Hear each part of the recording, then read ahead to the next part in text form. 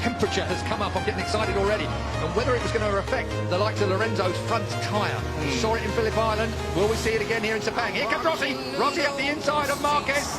He'll take no prisoners, and the roar is wide, but not enough. He's going to hold it. A shootout down to the left-hander. Rossi holds it. Marquez wants it. These two, no love lost anymore. It's a straight war between these two. I did not expect to see the wall. You see Marquez lose the rear there. Lost the rear. He got on the gas and round it went. We've seen him down his elbow. He's got problems. He can't act that. He tore his elbow out in qualifying. If you saw that particular footage, it was unbelievable. He should have gone down. He didn't go down. And now Marquez is chasing Valentino Rossi. Rossi limits the damage that Lorenzo is inflicting at this point. In terms of the points, Rossi's wide. Whoa. Rossi's wide, but he holds it. He does indeed. That's just, I think, where that M1 Yamaha likes it through there. Out wide now, down towards the apex. I didn't expect to see these two tangled up. I thought the Hondas would be off, and we'd be talking about Rossi versus Lorenzo. That was, of course, the smart money. We're through turn 12. We're on to turn 13. On to turn 13 now. Lorenzo's closing in on Pedrosa. And Pedrosa, I wonder where Danny sits in all of this. Danny would look like to win a couple more. Yeah, his first pole for some time, over a year for a moment. Let's look down on what's going on at the moment. Dovizioso's still in fifth place. Crutchlow is still fifth. Bradley Smith up to seventh. That's a good ride for Bradley at the moment. He's qualified, went bad in his free practice. Valentino out wide, and Marquez gets underneath him. Now it's a straight shootout down towards turn one. These two are absolutely at it, aren't they? Off track and on. Honda does not last past all. Yes, it does. Does now. On the brakes. Marquez, did he make the apex? Barely. Just. Valentino, there was a yard, Valentino took it. We're going to see that all the way through. And of course, what's going to happen while these two are playing like this? The front two are going to clear off. Are you accusing Marquez of playing with Valentino Rossi so Jorge Lorenzo couldn't stay? It was the wrong words. I take it back. There's no playing going on here. They're both as serious as they can be. Here comes Marquez up the inside. And that blocks off Valentino again. This is an absolute war. We saw them come together at Argentina when front wheel touched back wheel. That really cost Marquez. It slung him up the road massively. This time, look at that. That's tough. Very fair. No, it's fair. Of course. Tough, but fair. Brilliant motorcycle racing. Two of the very best in the world. An icon, a legend. Two of the best up by a youngster. Two of the best we've ever seen in the world. So, Sepang, if we've got any Formula 1 fans in the crowd, certainly here at Sepang, you're going to see more passes in this lap between these two. You've probably seen the entire race on track. That is turn 9 up there. That through 10, rising up to 11. Quick nod to Marco Simoncelli here, and again Valentino Rossi. He lost the front, he lost the front, he looks to the right, he lost the front, and through comes Marquez again. These two are at it. This is war, Keith. One is 22, one is 36. It is an incredible fight between the Spaniard and the legendary Italian. And meanwhile, Pedrosa and Lorenzo are clearing off into the distance to dispute the lead. It is a 7/10 lead last time at the line. We'll wait to see when Lorenzo... He has closed it down. Yes, Lorenzo is chasing Pedrosa and he's closing it down. Marquez now in third place has the better of Valentino Rossi. Wide again. But he pulls that Honda. He wants to get that Honda to that apex, up on the flat bit, fire it out of there. +2 Marquez. That says it's on Lorenzo's board. Down then towards turn 1. Still Danny Pedrosa and Jorge out front. What an incredible few opening laps here. 20-lap race. We're already with only 15 to go. Take a look at this. Here comes Valentino. Marquez early on the gas. He's not going to allow Valentino the opportunity. Did Valentino actually headbutt the back of the Repsol Honda? Involuntarily. Through. Oh. Man, you have no idea how hard that is to do, let alone stay on it. How close do you like it? Oh, that close. Walk straight back through. That's a reflex action when a motorcycle slides out from underneath you. Your outside leg comes off.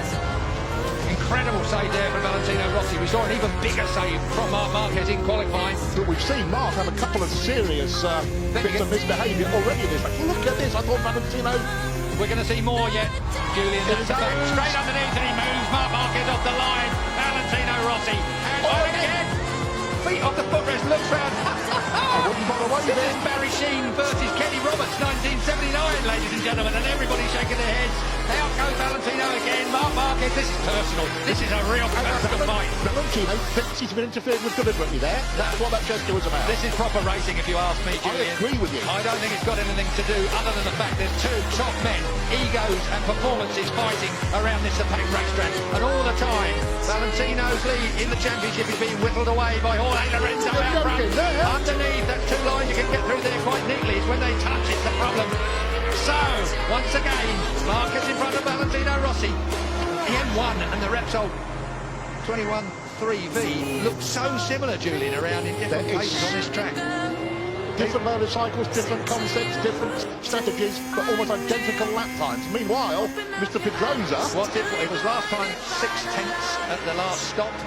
It is 6/10 at the last stop. So Danny Pedrosa is falling down, or he's come down by a tenth between the front two. Look at this. The conspiracy theories can the idea that Marquez is deliberately dropped back. We saw that motorbike slide from under him, make a couple of real nasty jumps. I don't think I'm even going there with the conspiracy theory. I don't believe that Marc Marquez is mucking about with Valentino Rossi. He's just not going to let Valentino Rossi have his own way. Whereas I think if Valentino had been slightly nicer to him, perhaps the mentality may have been that, OK, mate, you want it that bad, you can have it. Marc Marquez is always going to fight for a first place. Of course. I believe, and I believe that's where he's been now, but the fight just didn't look quite capable of it. Has put him where he is my point, Keith. Back where Rossi is. Rossi, though, has done everything he can, and he'll want to limit that damage. He needs that third place. And this is going to run all the way through. We've got 13 and a half laps to go. And looking back down, 2.7 seconds last time I looked from Lorenzo to Marquez in third place.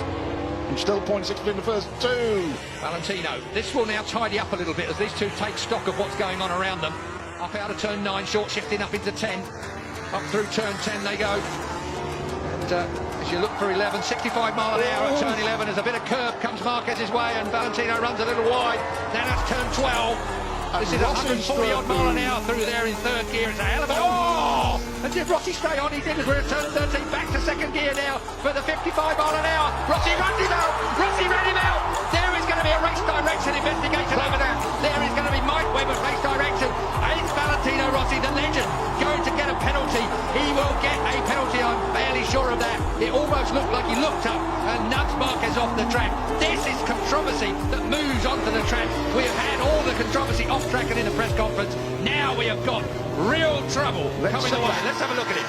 Marc Marquez gets underneath him here. He's hard on Valentino Rossi there. But as they look across, again, here we go. Marc Marquez shoves it up the inside.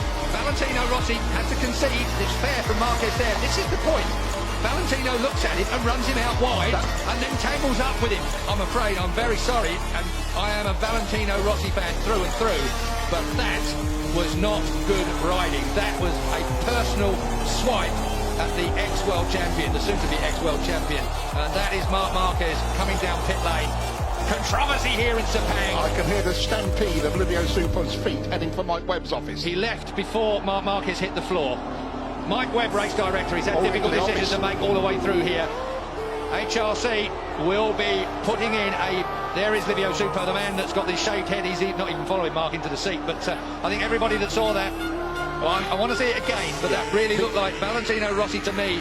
Ran Marc Marquez wide. He was looking at him. He knew he was there. It's to be reviewed after the race, I'm told. Well, obviously. Sherlock comes to mind there. He's looking at him. He's looking at him. He runs him out wide, look. And then he gets tangled up with him. I don't think he intentionally tangled with him. That's a point worth making. I don't think Valentino Rossi intentionally tangled with him, but he did intentionally running out wide, which caught part of the Repsol Honda motorcycle. Can I ask a question? How would you run out if you missed it?